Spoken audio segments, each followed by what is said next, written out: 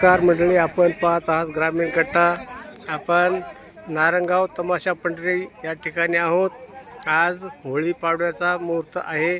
आज सांगनूर येथील ग्रामस्थ तमाशा ठरवण्यासाठी या ठिकाणी आलेले आहेत.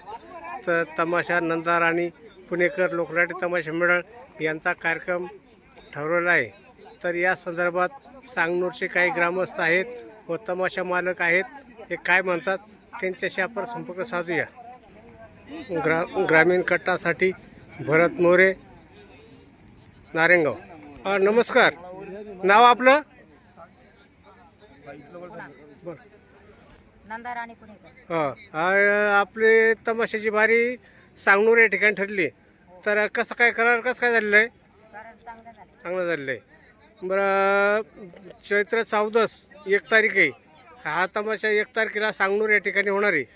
तर या बाबतीत काही सांगनूरचे ग्रामस्थ आहेत, हे बोलत आहेत. यांच्याशी आपण संपर्क साधूया. बोला बाळूमोरे. एप्रिल 2026 रोजी चतुर्थी असल्यामुळे भैरवनाथ यात्रेची यात्रा असल्यामुळं आम्ही दरवर्षी आज 2 वर्ष झाले लगोपाठ हाच तमाशा आम्ही नेतोय. हा आम्हाला आवडलेला आहे. आमच्या गावामध्ये ही बारी चांगलीच होईल अशी आमची समस्या आहे. म्हणूनच आम्ही ही बारी ठरवलेली आहे आणि ही बारी आम्ही घेऊन जाणार. या तमाशाचे मालक भोगटे साहेब बोलतात, त्यांचे संपर्क साधूया. बोला भोगटे साहेब. 1 तारखेला कार्यक्रम आमची लगोपाठ 2-4 वर्ष झाला कार्यक्रम तिथंच असतो आमचा. माणसंही चांगली आहेत, गाव चांगले आहे, म्हणून आम्ही 1 तारखेला कार्यक्रम दिलेला आहे. चालू, ओके. बरं, आपलं काय म्हणणं आहे गणेश?